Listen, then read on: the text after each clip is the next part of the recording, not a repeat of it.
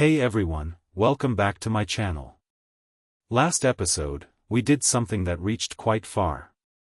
We traced the geometry of vowels all the way into architecture, into philosophy, into shape itself.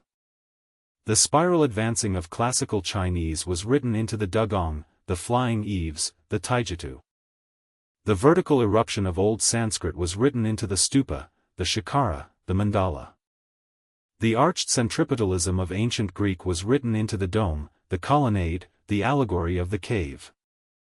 The geometry of sound, in the end, became the signature of civilization. But today, I want to do something even sharper than that. What I want to ask is, toward nature itself, what attitude do these three original level civilizations hold? Not a comparison of scientific achievements. That kind of comparison is actually rather pointless. The deeper question I want to ask is this. When a Greek, an Indian, and a Chinese stand between heaven and earth, is the nature they see the same thing? My answer is, no. It's not just that their views differ. It's that the very position nature occupies before them is different.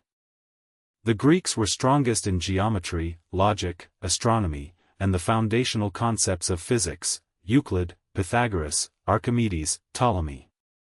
The Indians were strongest in mathematics, zero, the decimal system, negative numbers, algebra, as well as linguistics, psychology, and medicine, reaching astonishing depth. The Chinese were strongest in agronomy, herbology, traditional medicine, geography, and applied technology. The four great inventions are all craft-based. Why is this? The usual explanation points to geography, climate, and historical accident. But I want to say something deeper. The different shapes of these three sciences come from the different stances these three civilizations took when facing nature. The Greeks stood outside of nature and looked at it, which is why what they produced were geometry and laws about nature. What were the Indians strongest at? Mathematics, zero, algebra, negative numbers, and psychology, reaching an astonishing depth. What were the Chinese strongest at? Agronomy, materia medica, traditional medicine. The four great inventions are all craft-based, participatory knowledge. Modern science is not the science of all humanity. It is the modern extension of just one of three views of nature. What were the Indians strongest at? Mathematics, zero, the decimal system, negative numbers, algebra, and psychology, reaching an astonishing depth. What were the Chinese strongest at? Agronomy, materia medica, traditional medicine. The four great inventions are all craft-based. All participatory knowledge, born from moving with nature. Modern science is not the science of all humanity. It is the modern extension of just one of three views of nature. And the other two, after sleeping for a very long time, are waking up again in the 21st century. If you lay out the scientific inventory of these three civilizations, you will notice something strange. Each of them has astonishing scientific achievements, but the types of achievement are completely different.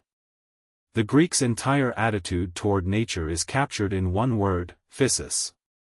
Phi sigma iota, the very etymological root of what we now call physics. The entire Greek attitude toward nature is compressed into one word, physis, phi sigma iota, the etymological root of the modern word physics. Aristotle wrote a book called Simply Physics. And its very first sentence asks, Tist physis, what is nature? That single question reveals everything. The Greeks treated nature as an object that could be defined, standing opposite, waiting to be understood. This is the Greek civilization's opening move: push nature to the opposite side, make it an object, then use reason to observe, define, and penetrate it. It seems perfectly natural to us, but it is anything but. The vast majority of civilizations in history never made this move. When the Greeks made this move, they did three things, and together these became the complete prefabricated kit for all of modern science. First, extract the subject from nature. The observer must stand outside nature, just as a geometer doesn't inhabit the triangle, he observes it. When the Greeks made this move, they did three things simultaneously. Together, these three things form the complete prefabricated framework for all of modern science. First, extract the subject from nature. The geometer does not stand inside the triangle, he stands outside it, observing it with detached clarity. Second, believe there is an unchanging essence behind nature, the eternal formal cause that makes this tree this particular tree, and nothing else. Third, use geometric proof to close in on this essence, definition, postulate, axiom, theorem, step by deliberate step, converging on truth. Einstein imagined himself riding a beam of light, still the observer, only pushed to the most extreme position imaginable. The Greeks stood outside nature and looked at nature, so what they produced was geometry and laws about nature. Stand outside. Treat nature as object. Search for invariant essence. Express it with mathematical precision. These four pillars are the foundation of Western science. The Greek attitude toward nature is all contained in one word, physis. Phi sigma iota, this is the etymological source of the later word, physics. These three postures correspond to three completely different natures. Today we'll open them up one by one. The Indians stood inside nature but wanted to penetrate through it, so what they produced was mathematics and psychology. The concept of zero, the decimal system, negative numbers, algebra, all of these world-changing mathematical tools originated in India, not Europe. In the 7th century CE, Brahmagupta established complete rules for operations with negative numbers, nearly 1,000 years before Europe. In the 5th century, Aryabhata proposed Earth's rotation, an approximate heliocentric model, and the precession of equinoxes, a full 1,000 years ahead of Europe. Panini's Sanskrit grammar, the Ashtadhyayi, written in the 4th century BCE, was so formally rigorous that modern linguistics only caught up through Chomsky in the 20th century. Yogacarra's analysis of consciousness is strikingly precise, Ayurveda's medical system is comprehensive and profound. India was by no means a pre-scientific civilization. But look carefully and you find something very strange. None of India's science was ever aimed at knowing nature for its own sake. Mathematics served to precisely calculate Vedic ritual timing, astronomy served astrology and sacred calendars, grammar ensured Vedic recitation was letter perfect. The Indians stood inside nature and wanted to penetrate through it, producing psychology to pierce consciousness itself, to see through the illusion of self, and attain liberation. Do you see this pattern? All of India's science is not aimed at studying nature, it is aimed at penetrating nature and returning to consciousness itself. For the Indian mind, the external world itself is problematic. And for this problematic, India has a word, Maya. Illusion. It is not that the external world does not exist, it is that the world is not what it appears to be. It is constructed by consciousness, impermanent, and without inherent self-nature. Why study it at all? Unless it is to see through it. Indian science, from the very beginning, has always turned inward. Its gaze is not outward toward nature, but inward toward the one who is looking. India's highest achievements lie in the science of mind, not the science of matter. This has found a remarkable echo today. Over the past 30 years, the Western scientific frontier has been massively adopting India's introspective traditions. The Dalai Lama entered dialogue with neuroscientists. Mindfulness meditation became the subject of research at Harvard and MIT. Phenomenology began a profound exchange with Buddhist Vijnanavada. This thread has slept for 1,000 years. Now, it awakens once more. Why? Because when science tries to study consciousness itself, the Greek method of the subject stepping outside to observe the object simply does not work. You cannot use one consciousness to study another consciousness. India's method of studying the observer from within suddenly became the only viable path. Now we turn to China. China's stance is the most unique of the three, it fundamentally refuses to place humanity outside of nature. Greece asks, what is nature? India asks, is nature an illusion? China asks, how do we walk together with nature? Three entirely different starting points. Notice, there is no subject, no object. There is only a process of walking together. This is an entirely different way of thinking. The I Ching opens with, heaven moves with unceasing vigor, the superior man strives tirelessly in kind. Heaven's movement and human self-cultivation are two faces of the same thing. It is not that heaven is heaven and humanity goes to understand it separately. Rather, in the movement of heaven there is humanity, and in humanity's process there is heaven. This is the Chinese concept of unity of heaven and humanity. This is not romantic poetry, it is a completely different ontological starting point. From this starting point, the science that China developed has several characteristics that you will find entirely unlike anything else. First, Chinese medicine is entirely participatory. The doctor is not an engineer repairing the body from outside, the doctor steps into the dynamic process and adjusts from within. Chinese medicine is not a science of the body as a machine. It is a science of how to harmonize the body, environment, seasons, and emotions as one unified dynamic whole. Greek medicine says the heart beats 72 times per minute, treating the body as an object to be measured. Chinese pulse-taking reads the momentum, direction, and rhythm of the living pulse. Pulse diagnosis is not measurement, it is sensing the very posture in which this body is moving. This is not measurement. This is resonance. Second, entirely process-oriented. The I Ching, China's core thinking tool, is a grammar of change, studying how things transform, shift, and flow between yin and yang. It does not ask what things are, it asks how things change. Each of the 64 hexagrams is not a fixed state but a process of transformation already in motion. Third, entirely relational. The 5 elements are not 5 substances, they are 5 patterns of mutual generation and mutual restraint, a living web of movement and relation. Meridians are not anatomical objects, you cannot find them by opening the body. They were never physical structures. They are functional relationship networks. The smallest unit of Chinese cognition is not a substance, it is a relationship. This is the deepest divergence between Eastern and Western ways of knowing. Fourth, the practical and the philosophical are inseparable. Li Shizhen, Su Xiaka, Shen Kuo, 3 great works that reveal the true character of Chinese science. The Compendium of Materia Medica catalogued over 1,800 medicines, each entry recording properties, growing environment, harvest methods, and position within the whole pharmacological system. Su Xiaka's travel diaries represent the highest empirical fieldwork and simultaneously the highest aesthetic appreciation of landscape, science and beauty inseparable on every page. Shen Kuo's dream pool essays recorded empirical discoveries across astronomy, geography, physics, and chemistry, yet never sought pure truth divorced from the context of practical use. China never developed science for the sake of pure truth alone.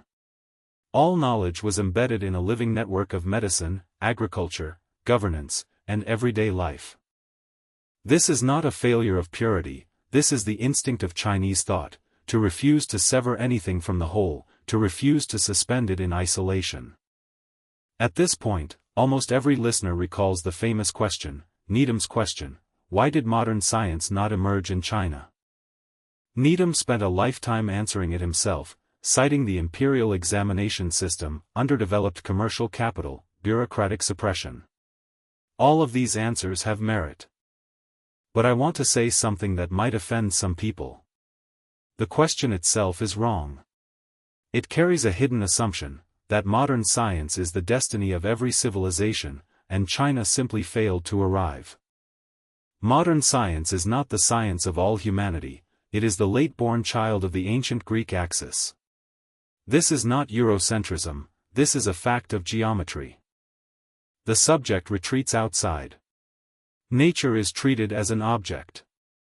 The unchanging essence is sought, expressed precisely in the language of mathematics. Chinese geometry is spiral, a geometry of being within the process, continuous and indivisible, refusing to extract anything from the whole. China did not fail to produce modern science. Within its own geometry, that science simply had no place to exist. Just as you cannot draw a perfect geometric circle in ink wash painting, not because it is impossible, but because the very nature of ink painting refuses it. This is not failure. This is a choice.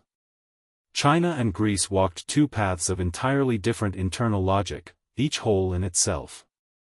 Asking why China did not produce modern science is like asking why the symphony was not born in China. The question itself is the error. China produced its own music, the guqin, opera, silk and bamboo ensembles, music that is whole and perfectly right within Chinese geometry. The polyphony, harmony, and counterpoint of the symphony are in essence the musical form of Greek geometry, on an entirely different track from Chinese geometry. Science is the same. Two geometries, two tracks, each internally complete, neither superior to the other. But what about now? Modern science has become dominant. What relevance do Chinese and Indian traditions still hold? That is a fair question. The past 400 years have been the absolute home ground of Greek geometry. Let me paint that sweeping historical picture for you. The problems humanity needed to solve were mostly simple systems: mechanical motion, fluid dynamics, chemical reactions, electromagnetism, systems that could be cut, isolated, and reduced. The method of Greek geometry, isolating objects, approaching essence through mathematics, was unbeatable on these systems. For 400 years, it was the mother tongue of physical science. For a long time, the cognitive traditions of China and India seemed cast aside by history, irrelevant to the march of modern science. But beginning in the second half of the 20th century, something began to shift. Science's frontier was moving, from simple systems to complex ones. Ecosystems, the interactions of thousands upon thousands of species, impossible to isolate, impossible to reduce to any single part. Climate systems, atmosphere, oceans, biosphere, and land surface all coupled together, where changing any single variable disturbs the entire system. Economic systems, the behaviors of billions of individuals giving rise to macro phenomena through feedback, collective order emerging from countless microdecisions. The brain, 86 billion neurons whose collective emergence produces what we call consciousness, something no single neuron alone can explain. The microbiome, the bacteria within us outnumber our own cells tenfold. Suddenly, the question of who I am has no simple answer. These systems share one defining feature: they refuse to be cut apart, refuse to be reduced. Their whole properties cannot be derived from their parts, what scientists call emergence. The method of Greek geometry, analysis, reduction, isolation, suddenly found itself failing before these complex systems. And at this very moment, China's process geometry suddenly seems remarkably modern. The metaphysical assumptions of complex systems science are closer than ever to Qi, Li, and Yin-Yang.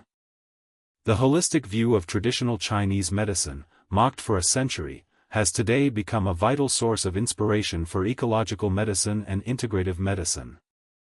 And when science turns to study consciousness itself, India's inward geometry suddenly appears strikingly modern. The standard method of cognitive science, observing the brain from the outside, in the third person, has proven insufficient. Researchers have begun introducing first-person introspection. Psychology, the Yogacara analysis of the structure of consciousness, the 8 consciousnesses, the seeds, the transformation of the basis, its precision is something today's cognitive science is still trying to catch up with. The scientific attitudes of the 3 great civilizations are not a matter of past versus present, they are different optimal solutions for different problem domains. Greek geometry is the mother tongue of material science. Indian geometry is the mother tongue of the science of consciousness. Chinese geometry is the mother tongue of process and ecological science. Modern science, over the past 400 years, has inherited only one eye. It sees with extraordinary clarity, but it does not see the whole. Nature is not something objective, standing apart from us. Nature is something we face, with a certain posture, a certain stance. 3 great civilizations. 3 postures. 3 different natures seen. 3 geometries, 3 visions of nature, 3 sciences. The Greeks saw nature as an object, something that could be defined, penetrated, and expressed through mathematics. The purpose of all Indian science was not to study nature, but to penetrate through nature and return to consciousness itself. For Indians, the external world itself is problematic. For this problematic, India has a word, Maya. Illusion. The Chinese saw a living process they were embedded in, moving with nature, neither able nor willing to cut it apart. And all 3 ways of seeing trace back to the same deepest origin, the geometry of vowels. Back to the shape sound takes as it leaves the mouth. The very moment a civilization first speaks, its posture toward the world is already decided. Shape is the signature of a civilization. And its view of nature is the extension of that signature into epistemology. Next episode, we move deeper, from views of nature to methodology, pushing this question further. Why did Western science, from the very beginning, cut and dissect? And why did China, from the very beginning, refuse? This was not a choice made later in history. It was predetermined, written into the geometry of vowels from the very start. In the past 30 years, something has happened in Western science, cognitive science, neurophenomenology, the science of meditation. These frontier fields are importing India's introspective tradition on a large scale. The dialogues between the Dalai Lama and neuroscientists. Mindfulness meditation entering research at Harvard and MIT. The dialogue between phenomenology and Buddhist Yogacara.